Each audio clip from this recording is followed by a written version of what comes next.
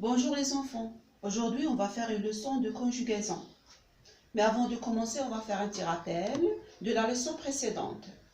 Alors qu'est-ce qu'on a vu? Le futur des verbes du premier groupe. Ça veut dire les verbes qui se terminent avec ER, comme manger, parler, jouer, danser, etc. Bon, alors aujourd'hui, on va faire une nouvelle leçon. Regardez au tableau et lisez bien les phrases. La première. Aujourd'hui, Zineb n'a pas la permission de jouer.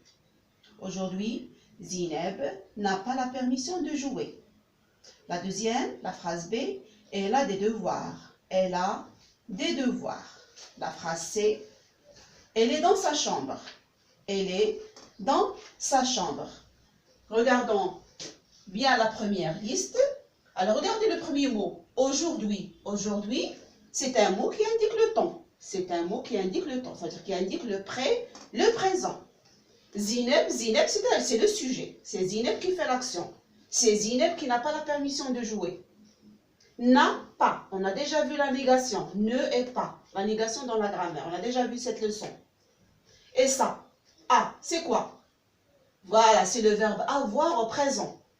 C'est normal parce qu'on a ici le mot qui indique le présent. Aujourd'hui, Zineb n'a pas la permission de jouer. Toujours avec aujourd'hui, ça veut dire avec le présent. Elle a des devoirs. Elle, ça veut dire Zineb, c'est le pronom personnel.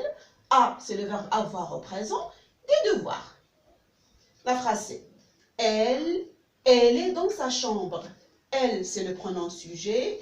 Et, c'est quoi?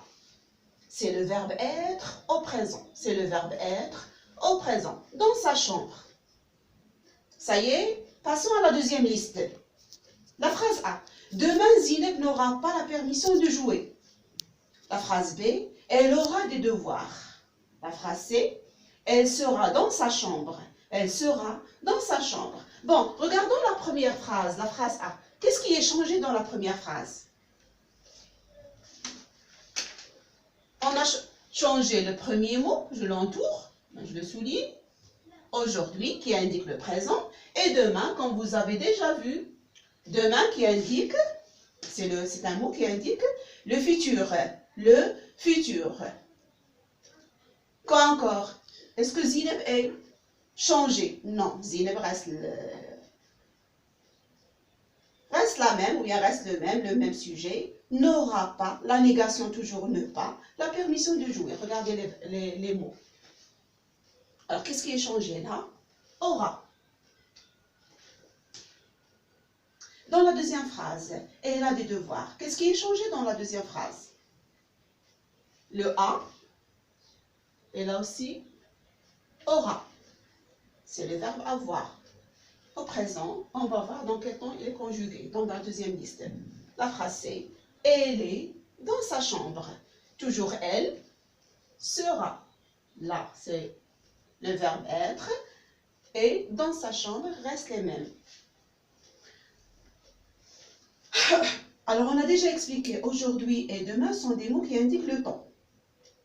Aujourd'hui, c'est le mot qui indique le présent. Et on a conjugué le verbe avoir au présent. Dans la deuxième phrase, le verbe avoir est conjugué au futur. Le verbe avoir est conjugué au futur. La deuxième phrase, la phrase B, toujours le verbe avoir. Elle a des devoirs, elle aura des devoirs. Aura, c'est le verbe avoir au futur. La troisième phrase, le verbe être. Elle est dans sa chambre. Dans la deuxième liste, elle sera dans sa chambre. Alors, le futur, c'est quoi? Le futur, c'est un temps qui parle de quelque chose qui va arriver.